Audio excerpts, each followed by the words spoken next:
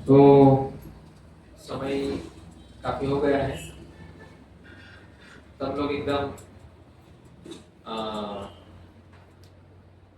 ऐसे विषय पे चर्चा करते हैं जो आपके अंदर क्या चल रहा है वो बताएगा ना। ओके, मेरा प्रश्न है, क्या आप इस्कॉन से, शिला प्रभुपाद जी से और राधा माधव से क्या अपेक्षा रखते हैं?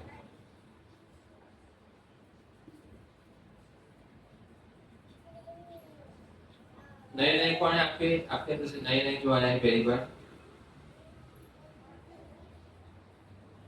पुराने हो? अच्छा, तो ये वैलिड प्रश्न है। बताइए, क्या अपेक्षा रखते हैं आप शिला प्रभुपाद जी से और राधा माधव से? क्या चाहते हैं आप उनसे?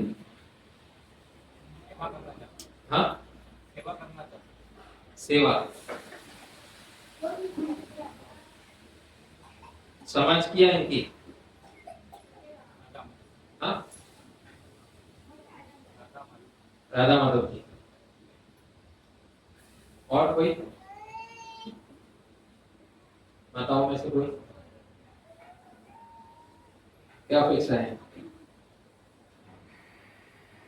शक्ति दे दे कि हमारी भक्ति स्ट्रॉन्ग हो जाए और भगवान की सेवा में गुड हो जाए। यानी उनके पक्ष में है अपेक्षा। ये अपेक्षा कैसी है? भगवान के लाभ के लिए है ना। कृष्ण अर्थे अखिल चेष्टा। ओके, अपने लाभ के लिए कुछ है अपेक्षा? सही में झूठ तो नहीं बोल रहे?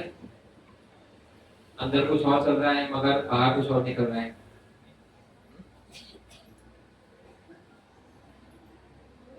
तो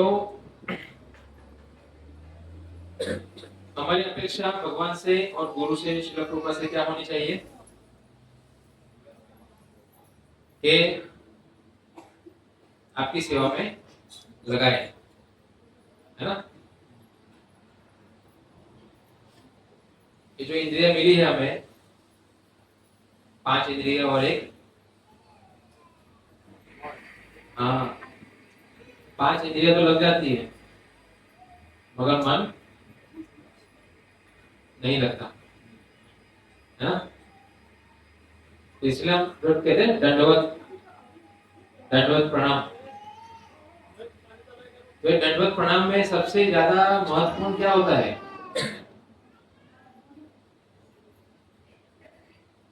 हम्म?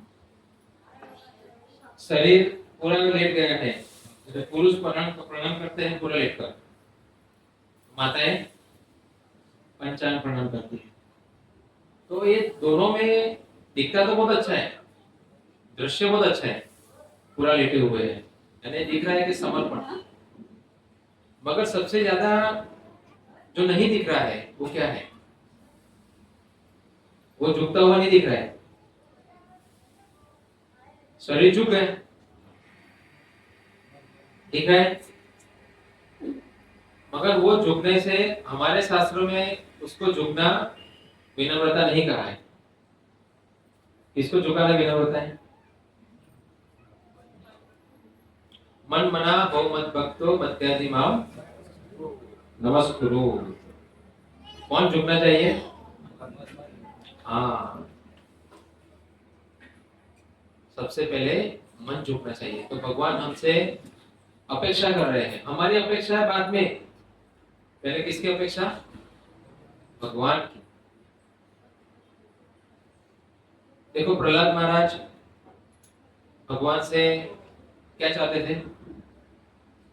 हाँ? वो परीक्षा ले रहे हैं उसमें पास हो, पास हो गए ना पास। तो भगवान ने क्या दिया? पूरा राज्य दे दिया, ठीक है। भगवान ने पूछा उनको क्या चाहिए, बोले मुझे ऐसी कोई चीज नहीं चाहिए जो मेरे पिता मांग रहे थे, क्योंकि वो तो मच्छर की तरह मार दिया। तो ये क्या काम का? आपके भक्तों की सेवा चाहिए। क्या चाहिए? हाँ, ये बात। तो देखिए, प्रहलाद महाराज मांग सकते थे ना भगवान से, तो ऑलरेडी भगवान को जीत लिया है उन्होंने। जो भी कहेंगे भगवान देने के लिए तैयार है, क्योंकि भगवान को पता है ये कोई मिसयूज करने वाला नहीं है। मगर तब भी उन्होंने क्या मांगा? भक्तों की सेवा। तो आप समझिए कि सबसे बड़ा धन क्या है? हम्म? भगत सेवा परम सिद्धि प्रेम लतिकार मूला। एकादशी के दिन हम भजन गाते हैं, तो भक्तों की सेवा ही परम सिद्धि है। तो भगवान से हमें अपेक्षा एक ही करनी चाहिए कि बस आपके जो प्रतिनिधि है वो हमारे पास रहे, हम उनकी सेवा करें, उनके आज्ञा पालन करें। बस यही हमारा जीवन का एक मात्र लक्ष्य होना चाहिए। ये लक्ष्य कैसा है? ये लक्ष्य और आगे बढ़ाने वाला है। देखिए नारद मुनि को क्या मिला था? जब नारद मुनि नहीं थे तब दासी पुत्र थे ना, और निम्न कुल में थे, और उनके वहां पर कुछ भक्तगण आए जो चतुर्मास कर रहे थे। चतुर्मास करने के लिए बहुत सारे भक्त आए वहां पर, और उनकी सेवा में लग गए। उनकी माँ दोनों वो बना रही थी, पका रही थी, प्रहलाद महाराज को परोस रहे थे, और उनका जूठा खा खा कर नारद मुनि उनका जूठा खाकर क्या बने? नारद मुनि बन गए। सोचो, एक हमारी परंपरा में उनका लिस्ट आता है, नाम आता है, ब्रह्मा, नारद, वेद व्यास। सोचिए कितनी बड़ी उपलब्धि है। हम क्या छोटी छोटी चीजों के लिए भगवान के पास आते हैं, रोटी, कपड़ा, मकान, धनम देही, जन्म देही, रूपवती भार्या देही, ये सब इस संसार में फंसाने वाली चीजें मांगने आते हैं। तो संसार इससे पीड़ित है, धन से पीड़ित है। देखो बड़े बड़े बिजनेसमैन मरने के समय उनके परिवार के साथ नहीं है, करोड़ों करोड़पति, इतने पैसे हैं उनके पास, मगर पैसे तो है मगर फैमिली नहीं है। तो जिससे दुश्मन बनते हैं ना, वो चीजें मांगने के लिए आनी चाहिए नहीं। चैतन्य महाप्रभु कहते हैं, ना धनम, ना जन्म, ना सुंदरी, कविता वा जगदीश काम है। जगदीश काम है, भाई जगदीश भगवान को कह रहे हैं आपकी ही सेवा की कामना है और कुछ नहीं। तुलसी आरती में गाते हैं, क्या गाते हैं? मोर यही अभिलाष। फिर आगे विलास तुझे दियो बस, है कि नहीं? बस हमारी एक ही अभिलाषा होनी चाहिए। हाँ, आपके घर पे गाय आएगी, आपके घर पे कुत्ता आएगा, बिल्ली आएगी, क्या अपेक्षा रखते हैं आपसे? क्या अपेक्षा रखते हैं? हाँ, ला मुझे हरिनाम जप करना है, माला दे दो, राधा कृष्ण का फोटो दे दो। क्या मांगने आते हैं? हाँ, खाना मांगने आते हैं। आपसे अपेक्षा क्या है? कुछ खाना दे दो। और हम अगर भगवान के पास यही रोटी, कपड़ा, मकान मांगने जाते हैं, तो हमारी गिनती किसमें है? किसमें है? तो भगवान ने हमें बहुत ही विशाल बुद्धि दी है। कैसी बुद्धि? विशाल बुद्धि। विशाल बुद्धि का मतलब कि हम लोग अभी ये कलयुग का युग धर्म हरिनाम संकीर्तन उसके दायरे में है। वैष्णव का संघ है, शिला प्रभुपाद की पुस्तकें हैं, है ना? श्री कृष्ण प्रसाद।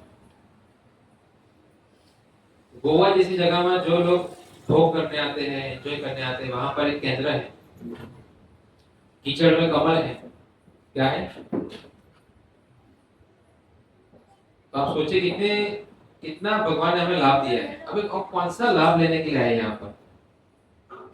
इतना कुछ मिलने के बाद तो भगवान से एक ही प्रार्थना करनी चाहिए कि प्रभु अभी मैं आपको क्या दूं? इतना कुछ आपने दिया है, अब मैं आपको क्या दूं? है ना? तो हम भगवान क्या दे सकते हैं? क्या दे सकते हैं भगवान को? एकलव्य की तरह तो नहीं करना है अपने को, क्योंकि ये अंगूठा भी किसका है? एकलव्य को लग रहा था मेरा है, भगवान का ही है। सब कुछ भगवान का है। तो हम क्या दे सकते हैं भगवान को? उनकी ही चीज उनको देनी है ना। गंगा मैया के पास जाते हैं तो गंगा मैया क्या देते हैं? उनका ही जल उनको अर्पण करते हैं। तो भगवान की ही चीज भगवान को देनी है जो हमने चुराई थी, है ना? ईशावास्यम इदं सर्वम यत्ति जगत्या जगत्। सब कुछ भगवान का है और भगवान को देना है। अभी देखो, कोई बैंक किसी ने लोन ली होगी और रिकवरी भी होती है ना, रिकवरी। तो जब वो लोग लोन लेकर पैसे नहीं भरते तो रिकवरी एक टीम जाती है उनके वहां पर और कुछ ना कुछ गाड़ी या कुछ ना कुछ घर के सामान उठा के ले आते हैं। ठीक है? फिर या वो पैसे भरने के लिए तैयार है कि नहीं, मत मत उठा के ले जाओ, मैं पैसा दे रहा हूं। ठीक है? तो क्या बैंक उसको पुरस्कार देगी? देगी? नहीं देगी। मगर भगवान को देने से भगवान पुरस्कार देते हैं। क्या देते हैं? हाँ, भगवान पुरस्कार देते हैं। भगवान को पता है मेरी ही चीज चुराई थी इन लोगों ने, मगर जब हम वापिस दे रहे हैं तो भगवान क्या करते हैं? हाँ, भगवान खुश हो जाते हैं। कोई बैंक वाला खुश नहीं होता, मगर भगवान खुश हो जाते हैं। सोचो क्यों? क्यों खुश होते हैं? ये उनका स्वभाव है। क्यों होते हैं उसका कोई उत्तर उसका कोई उत्तर नहीं। महान है भगवान। क्या है? महान से भी महान है। तो महान लोग ऐसे ही होते हैं, गलतियां करते हैं और वो माफ कर देते हैं। जैसे एक बाप है, उसका बच्चा बहुत गलतियां करेगा, मगर जब आके बोलेगा, चरणों में गिर जाएगा कि पिताजी मेरी भूलों को माफ कीजिए, पिताजी क्या करेंगे? गिनती गिनाएंगे क्या? तूने उस दिन ऐसा किया था, ऐसा किया था, वैसा किया था, कमीने, कुत्ते। नहीं, एक महान बाप क्या करेगा? होता रहता है, टेंशन मत लो, भूल जाओ। तो गीता में भगवान श्री कृष्ण कहते हैं, सर्वधर्मान् परित्यज्य माम एकम शरणं व्रज अहम त्वां सर्व पापेभ्यो मोक्षयिष्यामि मा शुचः। भगवान श्री कृष्ण सब कुछ भूलने के लिए तैयार है। अगर वो नहीं भूलते तो फिर हमारे और उनमें अंतर क्या था? हम भी बहुत सारी चीज लेके घूमते हैं ना, कोई कुछ बोल दिया, ये किया, वो किया, हम लेके ही घूमते हैं पूरी जिंदगी भर, भूल नहीं पाते। मगर भगवान ऐसे नहीं है। भगवान तो इतने दयालु है, इतने दयालु है, उसकी तुलना नहीं कर सकते। तो इसलिए कोई महान व्यक्ति के पास हम जाए, एक राजा के पास जाए, तो राजा के पास क्या मांगना चाहिए? जैसे कि भाई जब वामन भगवान गए बलि महाराज के पास, तो बलि महाराज के पास उन्होंने क्या मांगा? 3 तेर भूमि। तो बलि महाराज भी हंसने लगे। तो थोड़ा राजा के किसके पास आए हो? बलि, तो क्या मांग रहे हो? 3 तेर भूमि। तो मैं इसीलिए उदाहरण बता रहा हूं आपको कि जब बहुत महान व्यक्ति के पास जाते हैं तो क्या मांगना चाहिए? हाँ, राजा के पास आके बोले 1 किलो चावल चाहिए, वो तो कोई भी आपका पड़ोसी भी नहीं देता। राजा के पास जाके कोई राजा का सम्मान बढ़ाना चाहिए ना, ऐसी चीज मांगनी चाहिए। तो प्रभु जी ने कहा कि भगवान आपसे हमें क्या चाहिए, आपकी सेवा, भक्ति। ये उनका सम्मान बढ़ता है। प्रहलाद महाराज ने कहा भगवान से, आपके भक्तों की सेवा, आपके भक्तों की सेवा। क्यों? शिला प्रभुपाद कई बार कहते हैं, कोई व्यक्ति कुत्ता लेके जाता है और आप उसके कुत्ते को बुलाओगे तो उसका मालिक बहुत खुश हो जाता है। होता है कि नहीं? है किसी के पास कुत्ता है?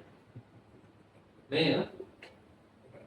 ये जीवन किसके लिए मिला है? कृष्ण के चरणों की सेवा करने के लिए, नहीं? तो हमें वो करना चाहिए। जो लोग को भगवान से लेना देना है वो कुत्ते पालते हैं। फिर अगले दिन में क्या बनते हैं?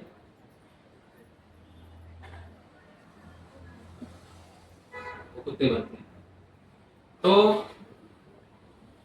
प्रभुपाद उदाहरण देते हैं, कोई अपना बच्चा लेके जा रहा है, उसके बच्चे को थोड़ा खिलाओगे, लो लो लो लो लो लो, उसके पिताजी खुश हो जाते हैं।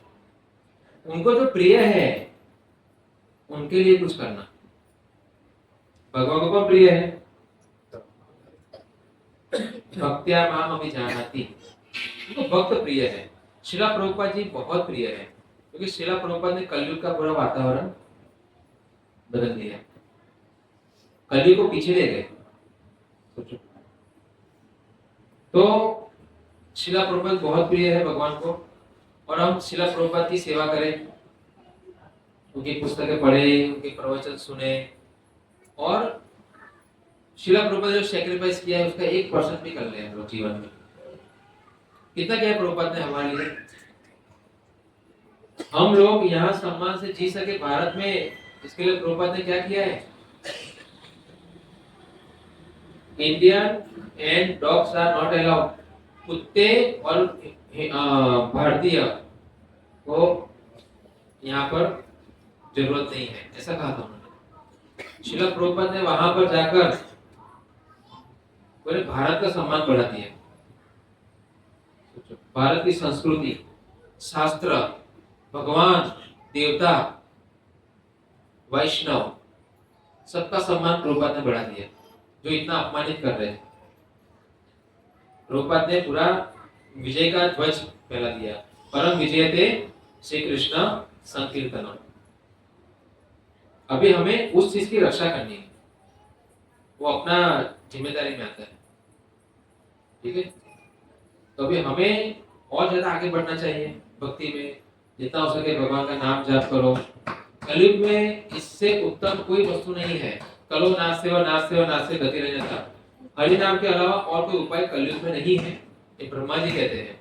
मैंने 3 बार वेद पढ़े, बोले ब्रह्मा जी, 3 बार मैंने वेदों को, अब हम पढ़े और ब्रह्मा जी पढ़े, उसमें कितना अंतर है? हम बोलेंगे 3 बार गीता पढ़ा, फिर पूछेंगे मायावाद क्या है?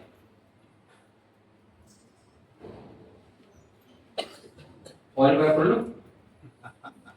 ब्रह्मा जी ने 3 बार वेद पढ़े, गीता नहीं, वेद 3 बार, और उन्होंने कहा कि इसके अंदर मुझे सबसे उत्तम हरे नाम हरे नाम हरे नाम एव ही केवलम कलो नास्ते व नास्ते व नास्ते गतिरन्यथा इति षोडशतम नाम कली कर्मनाशनम नाथ परतो उपाय सर्व वेदेषु दृश्यते, सर्व वेदेषु दृश्यते। मुझे और कुछ भी नहीं मिला। आप सोचो, अब हम कहाँ ढूंढेंगे दूसरी कोई चीज? हम बोल सकते हैं वो वहां महान है, उनके वहां बहुत अच्छा लगता है, वो संस्था वाले। अरे ब्रह्मा जी ने कहा कि ये हरि नाम के अलावा कोई ज्यादा उत्तम चीज है ही नहीं कलयुग में, और आप ले भी आएंगे तो भी सफल नहीं हो। इतनी उत्तम चीज हमें मिली है, अब क्या मांगे भगवान से? क्या मांगे? शास्त्रों में कहा गया है कि एक आत्मघाती और एक हिंसक, वही ये सब चीजें नहीं समझेगा, बाकी सब समझेगा। आत्मघाती का मतलब मनुष्य जन्म पाया राधा कृष्ण ना भजिया, जानिया सुनिया विषय खाए। आत्मा हाँ करने का मतलब होता है कि अपने आप को भगवान से नहीं जोड़ना, इस हरे कृष्ण आंदोलन में नहीं जोड़ना, ये आत्महत्या है। आपने सब एक ही आत्महत्या सुनी होगी ना, यहाँ जो लोग करते हैं, सफल नहीं हुए तो आत्महत्या। हाँ, कोई लड़की नहीं मिली, लड़का नहीं मिला तो आत्महत्या। यहाँ पर आत्महत्या का मतलब बताया शास्त्रों में कि ये जीवन मनुष्य का मिला है और भगवान की शरण में नहीं जा रहे हैं, ये आत्महत्या है। सोचो। और एक पशुघाती, हिंसक, ये दो लोग ये सब नहीं समझ पाएंगे। इसलिए हम कब समझ सकते हैं सब कुछ और अपना जीवन भगवान के धाम जा सकते हैं। बड़ी उपलब्धि है ये। मैंने सोचा, मैं जब पढ़ रहा था ये ऑटोबाइक सब कर रहे थे तो ऐसा लगा बड़ी उपलब्धि है, पैसे कमाना, यूरोप जाएंगे घूमने, बड़ी उपलब्धि है। फिर जब प्रभुपाद की गीता पढ़ी तब समझ में आया कि मैं नशे में था, वो नशा उतर गया है पढ़ने से। इसमें उपलब्धि क्या है? ये 84 लाख योनि, 3 गुण, 5 तत्व, मन बुद्धि अहंकार, ये सबको फाड़ कर भगवत धाम जा सकते हैं। देवताओं के ऊपर वैकुंठ, शिवलोक, शिव के ऊपर वैकुंठ लोक, वैकुंठ के ऊपर गोलोक, इतने दूर जा सकते अपने। मैंने बोला अभी इस पे काम करना पड़ेगा। अभी अमेरिका छोड़ो, ये तो सब यहाँ पर ही है। वो तो कैसा है, ये समुद्र किनारे पर एक कुत्ता गर्मी में बैठता है रेत में, तो वो रेत खोद कर गीली रेत पे बैठता है, तो उसको ठंडा लगता है, तो वो रेत भी गर्म हो जाती है धूप गिरने से, तो वापिस दूसरी जगह पे जाता है, वहां खड्डा खुदता है, वापिस ठंडी रेत पे बैठता है। ऐसा ही वो यहाँ चक्कर लगाते रहता है। तो वैसा ही है, आप ब्रह्म भुवनालोका पुनरावर्तिनो अर्जुन मामुपत्ति कौन्तेय पुनर्जन्मना विद्यते। भगवान श्री कृष्ण गीता में कहते हैं, मैंने समुद्र किनारे पे एक कुत्ते को देखा था और जब गीता पढ़ी तो उसमें यही श्लोक है, आप ब्रह्म भुवनालोका, यानी ब्रह्मांड से लेकर पाताल तक, नरक तक सुख नहीं है। इसीलिए भगवान कृष्ण कहते हैं, जो मेरी शरण में आता है वो चक्र से मुक्त हो जाता है, पुनर्जन्म न विद्यते। वो कुत्ता यहाँ से वहां, वहां से वहां, वहां से वहां, बस ये पूरा श्रम कर रहा है। क्या कर रहा है वो? उसको लग रहा है आनंद है। आनंद कितने मिनट का है? जब तक रेत गीली है, ये रेत सूख गई तो वापिस गर्म। इस संसार में ऐसा है, आप कहीं भी जाओ, कहीं भी ये 4 जन्म मृत्यु जरा व्याधि प्रॉब्लम है। अमेरिका में अमेरिका जैसी है, भारत में भारत जैसी है, पाकिस्तान में पाकिस्तान जैसी है, मगर दुख हर जगह पर है। तो इसलिए मैंने सोचा कि मैं, ये सबसे बड़ी उपलब्धि है, अभी मुझे इस पे काम करना है। पहले पैसे कमाने के काम करते अमेरिका जाए, नहीं, अभी भगवत धाम जाना है। इसलिए फिर ये जीवन, अमेरिका जाना है तो सैक्रिफाइस करना पड़ता है ना, ये नहीं करना पड़ता। तो स्टैंडर्ड चाहिए ना अमेरिका जाने के लिए, तो कोई एकदम से बुला लेगा नहीं। तो मैं इसके लिए, अमेरिका जाने के लिए हम इतना प्रयास करते हैं, वीजा के लिए हमारा मेडिकल अच्छा होना चाहिए, क्रिमिनल रिकॉर्ड नहीं होना चाहिए, नहीं। तो फिर भगवत धाम जाने के लिए भी तो स्टैंडर्ड है। तो यह अमेरिका के लिए इतना संघर्ष है, तो भगवान के लिए भी करना पड़ेगा। भगवान के लिए करने का मतलब ये है कि वापिस हम इस संसार में आएंगे नहीं, दुखालय में। और वो तो हम एक दुखालय को छोड़कर दूसरे दुखालय में जाने के लिए इतना संघर्ष कर रहे हैं। यहाँ ओमनी में घूमेंगे तो वहां पर मर्सिडीज में घूमेंगे, संसार में ही है ना। मैंने जेल में देखा, 3 प्रकार के कैदी होते हैं। कुछ कैदी